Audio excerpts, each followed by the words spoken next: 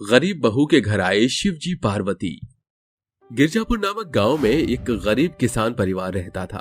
विद्या देवी उस घर की बूढ़ी अंधी सास थी। वो बहुत ही गरीब थे। सुरेश अपने खेत में दिन रात मेहनत करके खेत को उपजाऊ बनाने की कोशिश करता था, मगर 2-3 बार से उसके सारे खाद बीज और लगाए हुआ धन सब व्यर्थ हो जाता है। तभी खेत से लौटकर सुरेश कहता है, मुझे तो समझ ही नहीं आ रहा, आखिर क्यों मेरी मेहनत रंग नहीं ला रही है। इतनी बार खेती करने की कोशिश की है। शिव शंकर, मेरी मदद करो प्रभु। सुरेश जी, आप फल की चिंता मत कीजिए, बस कर्म करते जाइए। एक दिन शिव जी पार्वती जी जरूर हमारी सुनेंगे। आइए पूजा कर लेते हैं। मैं पूजा की तैयारी करता हूँ, तुम माँ को कमरे से ले आओ। तभी अंधी सास अपनी लाठी के सहारे वहां आकर कहती है, कोई बात नहीं, मैं आ गई हूँ अपने आप ही। अपने घर का कोना कोना तो जानती हूँ मैं।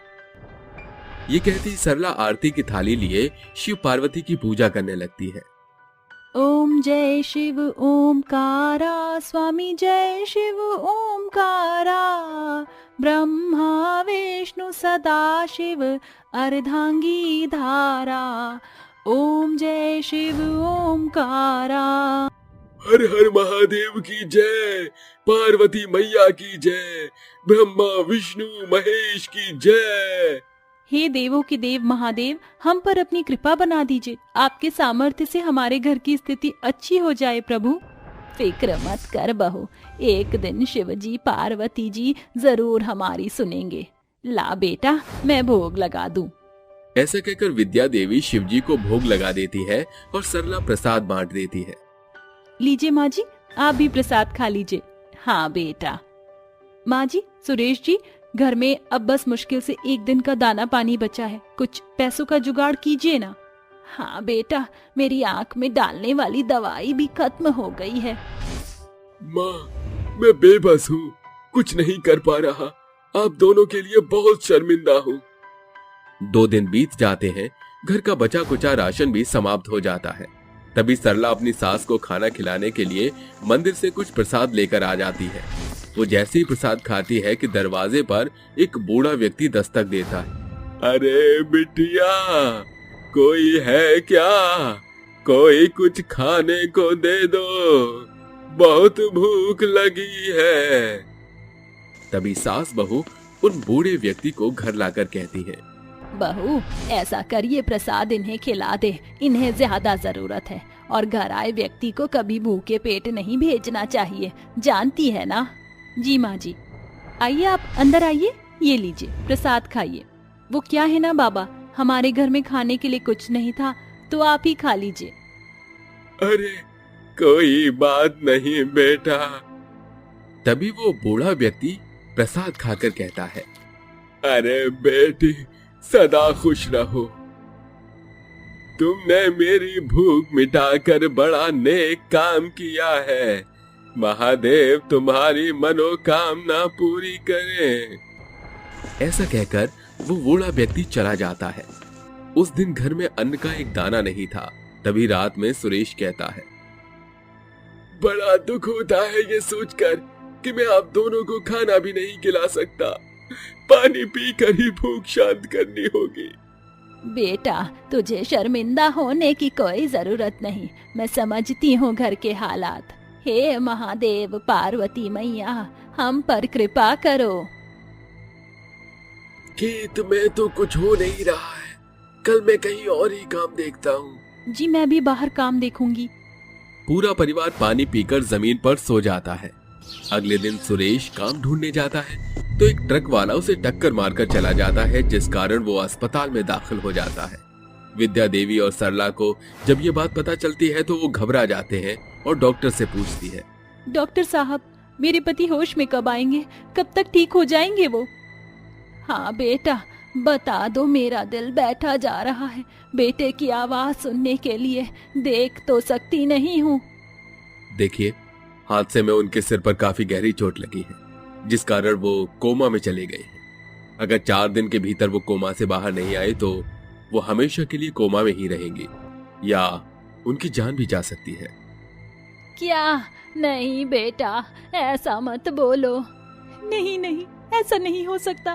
भोलेनाथ, पार्वती मैया मेरे पति के साथ ऐसा मत करिए, मेरा सुहाग उजड़ जाएगा।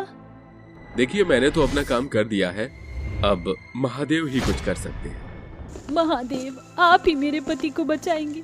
माँ जी, मैं महामृत्युंजय मंत्र का पाठ करने जा रही हूँ। तभी रोते हुए सरला शिवलिंग के आगे बैठकर हाथ जोड़े महामृत्युंजय मंत्र का कठोर जाप करने लगती है।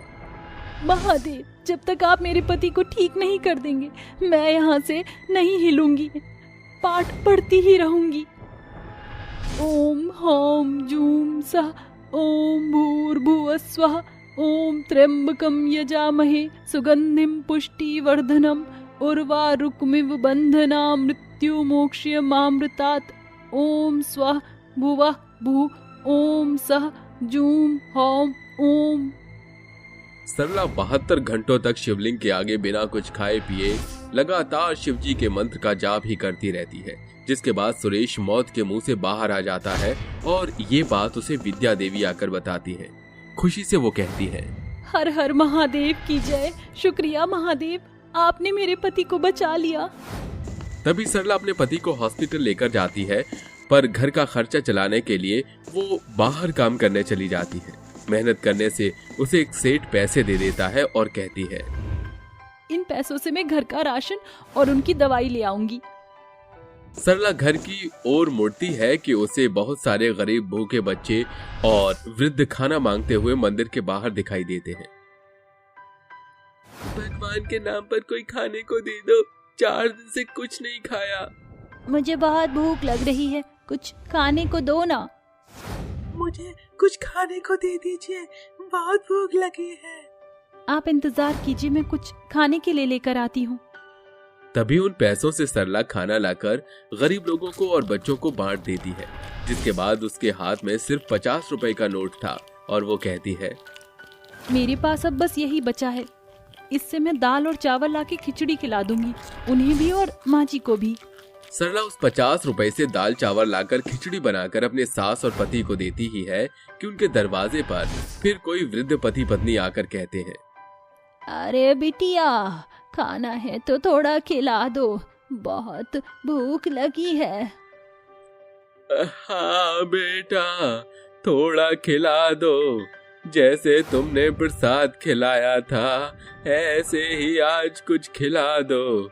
आज मेरी पत्नी भी आई है, वो बहुत भूखी है। हाँ माँ बाबा, आप आइए ना, विराजिए। तभी सुरेश एक हाथ से उनके लिए कपड़ा बिछा देता है और कहता है, क्षमा कीजिए, हमारे पास कोई अच्छा स्थान नहीं है बिठाने के लिए। कोई बात नहीं बेटा। अरे बहू, दोनों जोड़े में आए हैं तो उनके जरा पाँव धो दे। जी माँ जी। तभी सरला एक पात्र में उन दोनों के पाँव धोकर उन्हें खाना परोसती है, जिसे खाकर वो दोनों कहते हैं, अरे बिटिया, तुम तो बहुत ही अच्छा स्वादिष्ट खाना बनाती हो।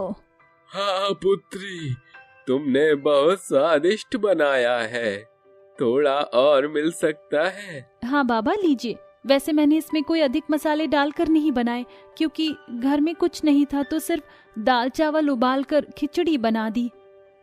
शायद तुम्हारे हाथों में अन्नपूर्णा का जादू है, इसलिए खाना इतना स्वादिष्ट है। ये बात सुनकर वो उन्हें और खाना परोस देती है, जिसके बाद वो फिर मांगते हैं और बार बार खिचड़ी मांगकर खत्म कर देते हैं। बेटा, क्या थोड़ा और खाना मिलेगा? माफ कीजिएगा, पर हमारे पास अब कुछ भी नहीं है, सारी खिचड़ी खत्म हो गई है। नहीं नहीं बेटी, ठीक से देखो, मुझे तो लग रहा है तुमने पूरी कचौरी और खीर भी बनाई है, एक बार देखो तो। जैसे ही सरला रसोई के बर्तन देखती है तो वहाँ खीर, पूरी, कचौड़ी ये सब बना होता है। इसे देखकर आश्चर्यचकित होकर वो कहती है, अरे ये सब कैसे आया? अरे मैंने किया, आप कौन हैं? तभी वृद्ध पति पत्नी अपने असली रूप में आकर शिवजी और पार्वती का रूप ले लेते हैं। पुत्री, ये सब तुम्हारे लिए है। कई दिनों से तुम्हारे परिवार ने ठीक से खाना नहीं खाया, तुमने इतनी मेहनत भी करी, पेट भर के भूखे लोगों को खिलाया, फिर भी हम तुम्हारी परीक्षा लेने आ गए। और घर में कुछ ना होने के कारण भी तुम जो अपने परिवार को खिलाने वाली थी वो तुमने हमें खिलाया। तभी सब हाथ जोड़कर कहते हैं, इसका मतलब शिवजी पार्वती, आप दोनों ने हमें सच में दर्शन दिए। हमारा परिवार तो सच में धन्य हो गया। हाँ पुत्री, तुम्हारे परिवार के परिश्रम से मैं बहुत खुश हूँ। यहाँ तक कि अपने पति के लिए भी तुमने भूखे प्यासे मेरा जाप किया। मैं आशीर्वाद देता हूँ, इसी क्षण तुम्हारा पति ठीक हो चुका है। तुम्हारे खेत भी उपजाऊ हो गए हैं, घर की स्थिति पहले से बेहतर हो गई है और तुम्हारी माँ की नेत्रों की रोशनी वापस आ गई। अरे अब तो मैं देख पा रही हूँ। आपका कोटि कोटि धन्यवाद महादेव पार्वती माता। तथास्तु। इस तरह आशीर्वाद देकर शिवजी पार्वती अंतर्ध्यान हो जाते हैं। फिर सब ठीक हो जाता है। सुरेश का खेत बहुत उपजाऊ हो जाता है, जिसे बेचकर वो धनवान हो जाता है। दहेज में घर आई 3 सालियां। सुधा और महेश की 4 बेटियां सलोनी, प्रिया, एकता, मानसी थी, जिनमें से बड़ी बेटी सलोनी की शादी विराट नाम के लड़के से तय हो गई थी। अगले दिन शादी थी। जैसे ही विराट बारात लेकर चौखट पर आता है तो उसकी सालियां कहती हैं, अरे अरे तनिक रुकिए जीजू, माँ जरा यहाँ कर जीजू के साथ रस्म तो कर लो।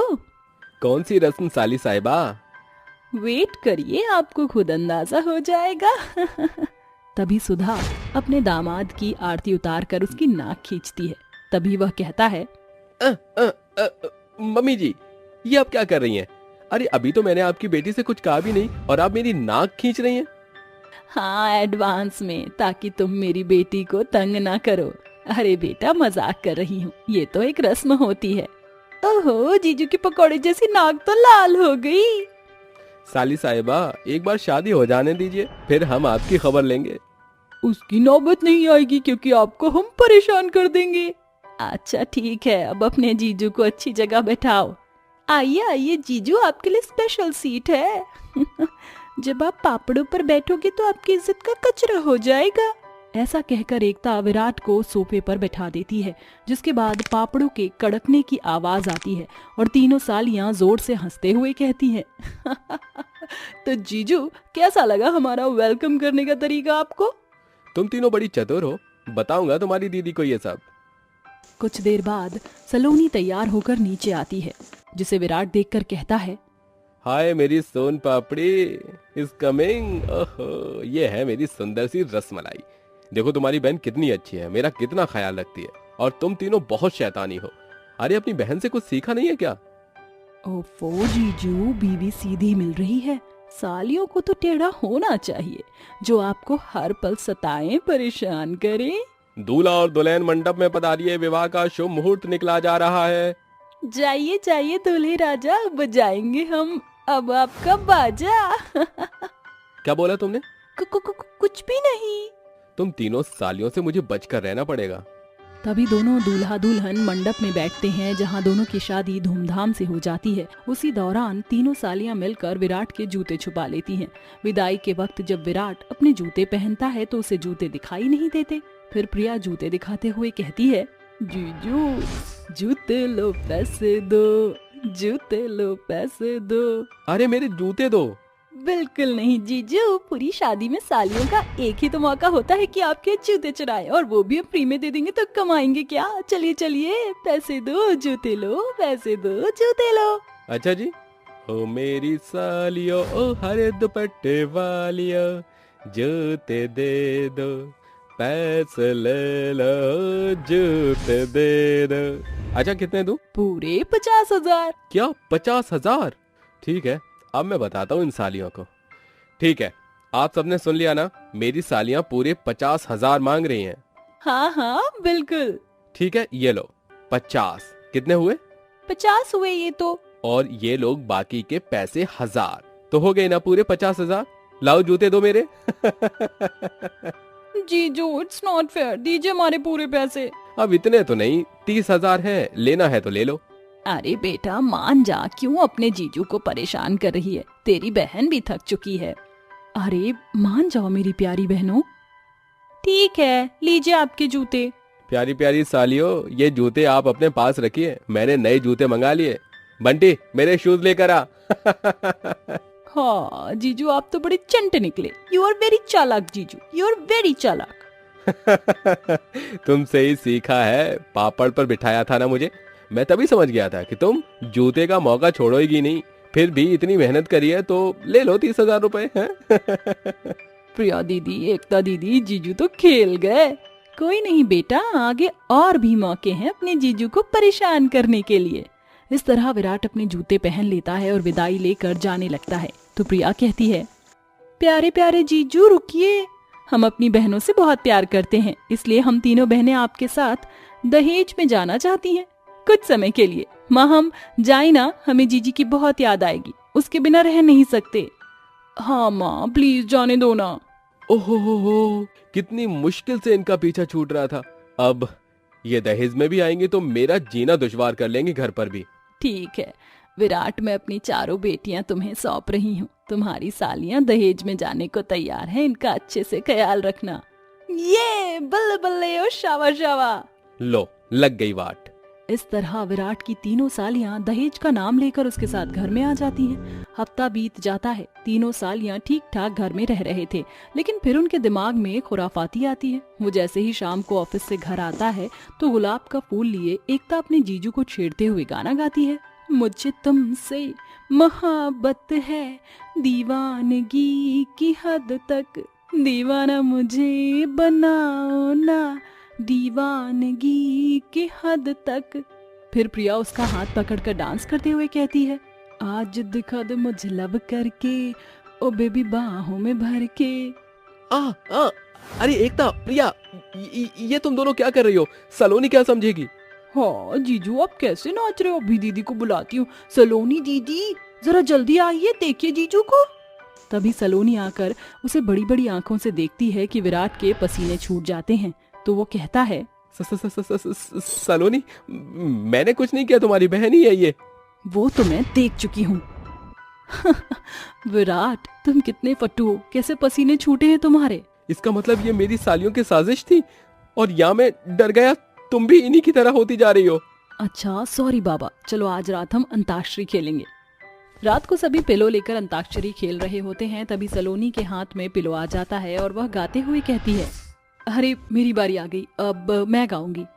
ओरे ओ रंगीले कैसा जादू किया, पिया पिया बोले मत वाला जिया। फिर से सब पिलो एक दूसरे को देते हैं और अब एकता पर पिलो रुकता है और वो गाती है, वो जिनके आगे जी, जिनके पीछे जी, वो जिनके आगे पीछे जी जी, मैं उनकी साली हूँ, वो मेरे जीजा जी। फिर से सब पिलो पास करते हैं और अब की बारी मानसी गाती है, ठीक है मैं गाऊंगी पर जीजू के साथ, हम तीनों सालियां नाचेंगी भी दीदी। ठीक है जाओ विराट, आपकी सालियां बुला रही हैं, जाइए। फिर विराट अपनी तीनों सालियों के साथ नाचता है। मेरा दिल ये पुकारे आजा, मेरे गम के सहारे आजा, भीगा भीगा है समा, ऐसे में तू है कहाँ, मेरा दिल ये पुकारे आजा। तभी जानबूझकर प्रिया अपने जीजू के पैर पर पैर मार देती है, जिसके बाद वह कहते हैं, मेरा पैर। लो हो गया तुम्हारे, दिल ये पुकारे आजा, तोड़ दिया मेरा पैर। कैसी है तुम्हारी बहन, कुछ समझा दो इन्हें, तुम जरा सा समझा दो, हद मचा दी है सालियों ने बहुत ज्यादा। ओह सॉरी सॉरी जीजू, गलती से हमने आपका पैर तोड़ दिया। चलो तुम तीनों भी जाकर सो जाओ, बहुत परेशान करती हो इन्हें। तभी सब सो जाते हैं। कुछ दिन बीत जाते हैं। विराट ऑफिस से आकर अपनी सालियों के लिए कुछ न कुछ खाने को लाया करता था, कभी आइसक्रीम, कभी नूडल्स, कभी मोमोज। इस तरह जीजा साली की नोकझोंक भी होती रहती थी। वहीं सालियों ने जमकर अपने जीजू को परेशान किया हुआ था। कभी वह खाने में तेज मिर्च डाल देती, तो कभी नहाते वक्त बाथरूम का पानी बंद कर दिया करती, और एक बार तो वो जैसे ही कमरे में एंटर करता है तो बाल्टी का पानी उसके ऊपर गिर जाता है, जिसके बाद वह बहुत भीग जाता है और चीखने लगता है।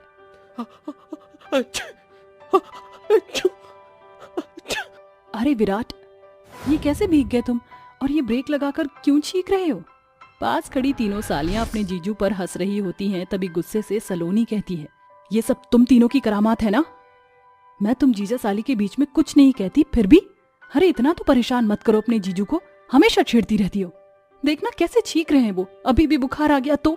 सॉरी दीदी, हमें माफ कर दीजिए, हम बस थोड़ा सा परेशान करना चाहते थे जीजू को। जीजू वी आर रियली सॉरी।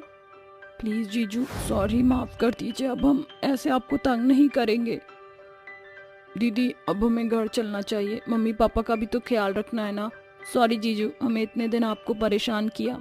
कोई बात नहीं सलोनी, जाने दो, और तुम भी इतनी जल्दी मत जाओ, घूमने चलेंगे बाहर। अगले दिन विराट सभी को घुमाने ले जाता है। सास बहू का झगड़ा। सूरज ढले घंटा भर हो गया, मगर अब तक महारानी के कदम घर में नहीं पड़े। सास चिल्ला रही थी, बहू हाथों में थैलियां लटकाए घर में घुसती है। आ गई बहू रानी, शॉपिंग के आगे समय का तो तुझे कोई तकाजा है। बस एक बार नोटों के बंडल बहुरानी के हाथ में पड़ते नहीं, बस आजाद परिंदे की तरह निकल पड़ती है खरीदारी के लिए। सास के शब्द खत्म नहीं होते कि बहू सास पर बिगड़ जाती है। अरे तो आपका कलेजा क्यों फट रहा है? आप भी आए दिन सायरा बानो बनकर शॉपिंग करने जाती है, मैंने तो कोई रोक टोक नहीं की, मगर आपकी तो आदत है बहू की खुशियाँ खराब करने की। जब देखो किचकिच करती रहती है। हाय हाय, कैसी बेशर्म बहू पल्ले पड़ी है। अरे अरे देखो देखो दुनिया वालों, मेरी लड़ाकू बहू अपनी बूढ़ी सास से कैसे झगड़ा लड़ती है। हाँ हाँ सासू माँ, सारी गलती तो मुझ बहू का ही है, आपने तो जैसे मुंह में दही जमा रखी है। ये है सौदामिनी और बबीता जो मनिकपुर मोहल्ले में रहती हैं। दोनों सास बहू हर छोटी बड़ी बात पर झगड़ती रहती हैं। बिल्कुल आज के जैसे पूरा मोहल्ला सास बहू के झगड़े देखकर फुसफुसा रहे थे। तभी दोनों के पति सुरेश और राजेश घर लौटते हैं। बाबूजी, ये शोरगुल कैसा है? सामने देख राजेश, फिर ये सास बहू चौखट पर खड़ी होकर चिल्ला रही हैं। चल जल्दी। माँ, बबीता, ये सब क्या चल रहा है? अजी मुझसे क्या पूछते हो, अपनी झगड़ालू माँ से पूछो। हाँ, मुझे झगड़ालू बोलती है, तू तो जैसे दूध की धुली है। सास बहू के बीच के झगड़े को बढ़ता देखकर ससुर का पारा 7वें आसमान पर पहुंच जाता है और वो बोलता है, अरे अब थम भी जाओ, एक दूजे से झगड़ने में दोनों सास बहू तुमको दिखाई नहीं दे रहा? यहाँ पूरा मोहल्ला तुम्हारा झगड़े का मजा ले रहा है। बेचारे बाप बेटे सास बहू को समझा बुझा कर झगड़े को खत्म कर देते हैं, मगर ये शांति ज्यादा देर तक कहाँ टिकने वाली थी। अगली सुबह, बहू, वो तेरे पास जो गुलाबी रंग की साड़ी है ना, वो इस्त्री कर दे। आज शाम को मैं रज्जो की बहू की मुंह दिखाई में वही पहन कर जाऊंगी। माफ करना माँ जी, मगर मुझे अपनी साड़ी का सत्यानाश करने का कोई शौक नहीं है। अरे मैं तेरी साड़ी को खा थोड़ी जाऊंगी, एक बार पहनकर लौटा दूंगी। और ये मत भूल, वो साड़ी तूने मेरे बेटे की कमाई से खरीदी हुई है। आपके बेटे का तो पता नहीं माँ जी, मगर वो साड़ी मैंने अपने पति के पैसे से खरीदी थी। और इतना ही बहू की साड़ी पहनने का शौक है तो पहले वजन घटाइए, क्योंकि काम तो आप करती नहीं, दिन भर पलंग पर पसर कर ठकम ठेले ठूसती रहती हैं। ये सुनकर बहू के आगे सास का मुंह बंद हो जाता है और बहू इठलाते हुए रसोई घर का रुख कर लेती है। तभी सास खुद में फुसफुसाती है, अपने फिट एंड फाइन फिगर पर बहुत नाज है ना बहू रानी तुझे? सौदामिनी के मोटापे का मजाक बनाया है ना, इसका भुगतान तुझे बहुत भारी पड़ने वाला है। बहू को कामों में अस्त व्यस्त देखकर सास दबे पांव उसके कमरे में घुसकर कबोर्ड में रखी साड़ी को प्रेस से जलाकर कहती है, अब देखती हूँ कैसे पहनती है ये जली हुई साड़ी।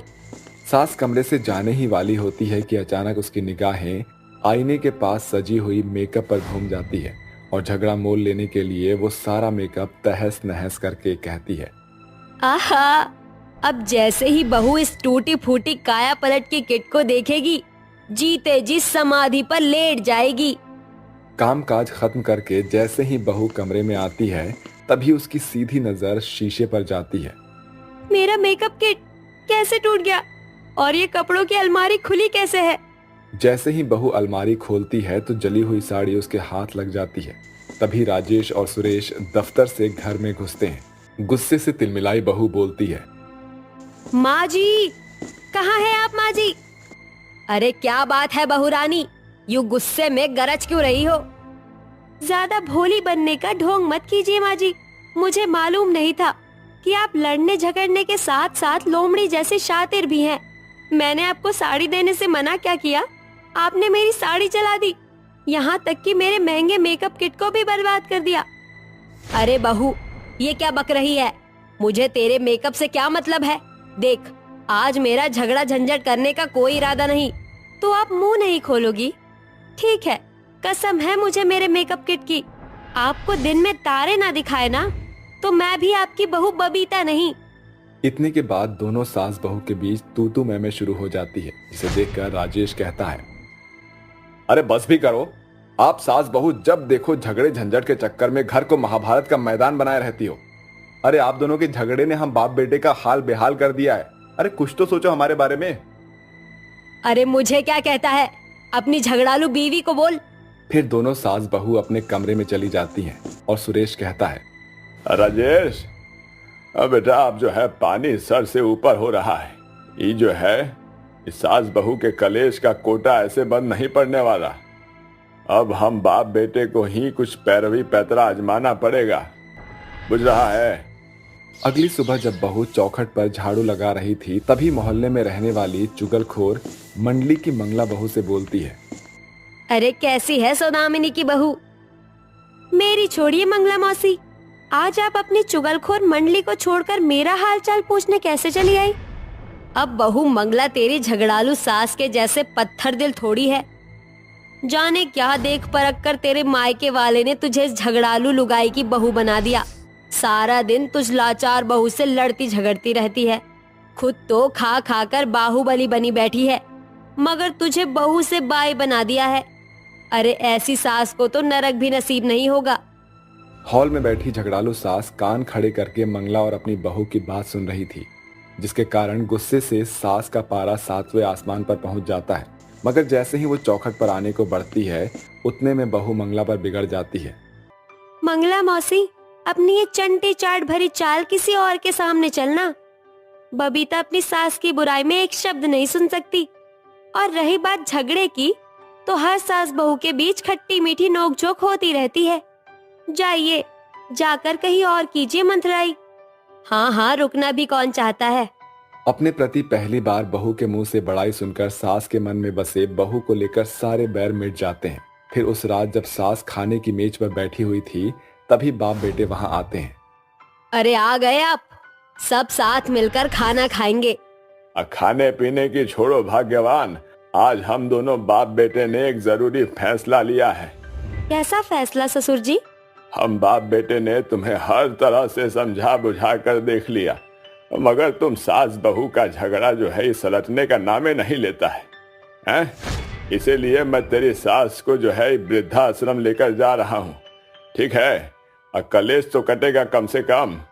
ये सुनकर बहू की आंखों में आंसू उफन पड़ते हैं। तभी राजेश कहता है, माँ कहीं नहीं जाएगी पिताजी। सारे फसाद की जड़ मेरी बीवी बबीता है, इसलिए अब ये अपने मायके जाएगी। फैसला सुनकर सास का मुंह फीका पड़ जाता है और वो चुप्पी तोड़कर बोल पड़ती है, बस करो तुम दोनों बाप बेटे। तुम होते कौन हो हम सास बहू को अलग करने वाले? अरे जहाँ 4 बर्तन होते हैं, वहाँ खटर पटर होती रहती है। अरे बिना कलेश लिए तो मैं रह लूंगी, मगर बिना बहू के मुझ बुढ़िया का दिन कैसे कटेगा? माँ जी, बगैर आपकी डांट के मैं भी नहीं रह सकती हूँ।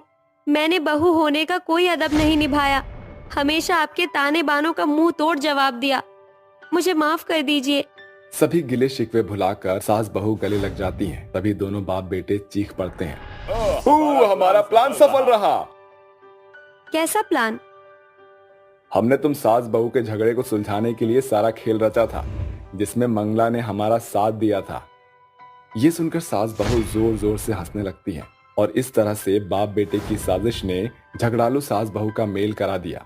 मगर हर कुछ दिनों पर सास बहू के कलेश का क्लाइमेक्स नजर आ ही जाता है। 3 जादुई जलपरी बहनें। एक छोटे से गांव में कई सारे मछुआरे होते हैं। वह मछुआरे मछलियां पकड़कर उन्हें बेचा करते थे ताकि वह अपने रोजमर्रा का खर्चा निकाल सके। एक दिन एक भोलू नाम का मछुआरा समुद्र के बीचों बीच कई सारे मछुआरों के साथ मछलियां पकड़ रहा होता है। हे भगवान, कितने दिन हो गए कोई मछली हाथ ही नहीं आती है। अगर ऐसा ही चलता रहा तो पता नहीं हमारे घर नैया कैसे पार हो पाएगी। तभी उसके जाल में कुछ फंस जाता है। अरे बाप रे बाप, कुछ भारी भरकम लगता है। कोई बहुत बड़ी मछलियां हाथ आई हैं। भोलू उसे पूरी ताकत लगाकर खींचने की कोशिश करता है, लेकिन फिर भी वह जाल को खींच नहीं पाता। ए भगवान, आखिर ऐसा क्या है जो मैं खींच भी नहीं पा रहा हूँ? मुझे तो समझ ही नहीं आता। भोलू आखिरी दम तक अपनी कोशिश करता है। तभी वहाँ बाकी के मछुआरे भोलू को देखकर कहते हैं, अरे क्या बात है भोलू भाई साहब, माँ का दूध नहीं पिए हो क्या बचपन में? अरे थोड़ी सी ताकत लगाओ। लगता है ये काम आपसे नहीं होगा। चलो भाइयों, जरा भोलू भैया की मदद करवाई दो। सभी मछुआरे एक साथ इकट्ठे हो जाते हैं और समुद्र से मछली को बाहर निकालने की कोशिश करते हैं। जैसे ही जाल बाहर निकलता है, उस जाल में 3 जलपरी होती हैं। अरे बाप रे बाप, ये क्या? मेरे जाल में तो 3 जलपरियां आ गई। उरी दादा, ये तो चमत्कार हो गया। लो भैया, कर लो बात। अब मछुआरे के जाल में मछलियां नहीं, जलपरियां फंसने लगी हैं। तभी उनमें से लिली जलपरी कहती है, देखो हमें छोड़ दो, हमें जाने दो, हम गलती से तुम्हारे इस जाल में फंस गए। देखो हम तीनों बहनें, हम तुम्हारे आगे हाथ जोड़ती हैं, हमें जाने दो। अगर तुम हमें छोड़ दोगे तो हम उसके बदले तुम्हें खूब सारा पैसा, सोना और हीरे देंगे। उन तीनों जलपरियों की बातें सुनने के बाद मदन, मुकेश और भोलू उन तीनों से कहते हैं, अरे नहीं, हमें कोई सोना पैसा हीरे नहीं चाहिए। हमारी वजह से तुम्हें परेशानी हुई, उसके लिए माफी मांगते हैं। आप यहाँ से जा सकती हो।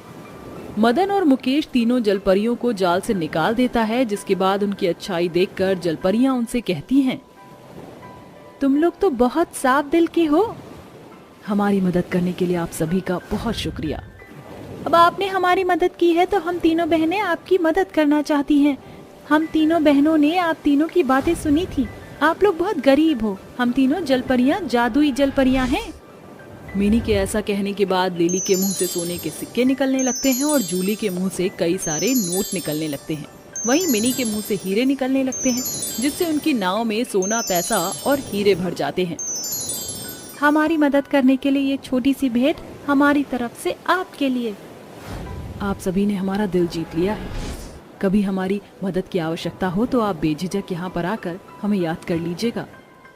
मेरा नाम मिनी है और ये मेरी बहन जूली और ये है लिली। हम तीनों इसी समुद्र में रहती हैं। जब हमारी जरूरत हो तो हमें याद कर लेना। ऐसा कहकर वह तीनों जलपरियां वहाँ से चली जाती हैं, जिसके बाद वह तीनों मछुआरे आपस में बात करने लगते हैं। अरे भाई लोगों, मेरी बात मानो। इन बेचारी जलपरियों के बारे में गांव में किसी को मत बताना। हाँ, तुम बिल्कुल सही कहते हो। अगर किसी को इन जलपरियों के बारे में पता चला तो वो इन जलपरियों का फायदा उठाएंगे। मदन का ध्यान पैसा, सोने और हीरे पर होता है, जिसे देखकर वह कहता है, अरे जलपरी तो पहले ही जा चुकी है, ये सब छोड़ो और जो माल मिला है उसे आपस में बांट लो। जितना भी सोना, पैसा और हीरे उन्हें मिले होते हैं वह तीनों आपस में उन्हें बांट लेते हैं। वह तीनों ही बहुत ज्यादा गरीब थे और तीनों ही अपने घर आकर अपनी पत्नियों को जलपरियों के बारे में बताते हैं। मैंने अपने जीवन में पहले कभी भी जलपरी नहीं देखी थी, केवल किस्से कहानियों में सुनी थी। आज तो मैंने साक्षात जलपरियां देख ली, और वो भी 3-3। अजी भला हो उन जलपरियों का, जिनकी वजह से आज हमारे घर का चूल्हा जला है। आज उन्होंने तुम्हारी मदद ना की होती तो हमारे घर का चूल्हा ही ना जलता। ऐसे ही जलपरी के दिए हुए सोने, पैसे और हीरो से उन तीनों के कुछ दिन तो आराम से कट जाते हैं। एक दिन उन तीनों के घर में राशन खत्म हो जाता है और वह तीनों मिलकर नाव में बैठते हैं और समुद्र के बीचों बीच पहुंच जाते हैं। जादुई जलपरी, हमें तुम्हारी मदद की जरूरत है। उन तीनों के याद करने से जलपरी वहाँ पर आ जाती है और उनसे कहती है, तुम तीनों का यहाँ एक साथ होना, यानी कि तुम तीनों को हमारी जरूरत है। बताओ तुम्हें हमारी क्या जरूरत है? दरअसल हमारा मछली बेचने का काम चल ही नहीं पा रहा है। गांव के अमीर लोग शहर से मछली खरीदने लगे हैं और जो गरीब हैं उनसे मछली खरीदी नहीं जाती। आप हमारी मदद करो। हमारा परिवार भूखा है और हमारे कुछ साथी भी हैं जिनकी हम मदद करना चाहते हैं। आप तीनों ही बहुत अच्छे हो, इसलिए हम तीनों आपकी मदद जरूर करेंगी। मिनी के ऐसा कहने के बाद मिनी के मुंह से हीरे निकलने लगते हैं, जूली के मुंह से पैसे निकलने लगते हैं और लिली के मुंह से सोना निकलने लगता है। देखते ही देखते उनकी नाव के अंदर कई सारा सोना, पैसा और हीरे दिखाई पड़ते हैं।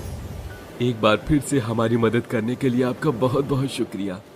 वह तीनों जलपरियां वहां से चली जाती हैं, जिसके बाद भोलू, मुकेश और मदन तीनों सोना, पैसा, हीरे लेकर वापस अपने गांव लौट आते हैं। जिसके बाद वह तीनों मिलकर अपनी परेशानी के साथ साथ गांव के गरीब लोगों की भी मदद करते हैं, जिसके चलते गांव के गरीब लोग उन तीनों को बहुत सारी दुआएं देते हैं। ऐसे ही अब उनकी आर्थिक स्थिति ठीक हो जाती है। लेकिन एक दिन मदन अपने मन ही मन सोचने लगता है, मेरी आर्थिक स्थिति तो ठीक हो गई, लेकिन मैं अमीर बनना चाहता हूँ ताकि मुझे अपने भविष्य काल में कभी भी पैसों के चलते परेशानी न उठानी पड़े। क्यों ना मैं उन जलपरियों से झूठ बोलकर उनसे बहुत सारा पैसा, सोना, हीरा ये ले आऊं। ऐसा सोचकर इस बार मदन अकेले ही नाव में बैठकर समुद्र के बीचों बीच पहुंच जाता है। जिसके बाद वह उन 3 जलपरियों को बुलाता है। जादू जलपरियों, मुझे तुम्हारी आवश्यकता है। मदन के याद करने पर जादुई जलपरियां वहां पर आ जाती हैं। अरे, आज तुम अकेले यहाँ पर आए हो, बाकी के तुम्हारे दोनों साथी कहाँ हैं? दरअसल वो दोनों आ न सके, मैं अकेला ही आ गया।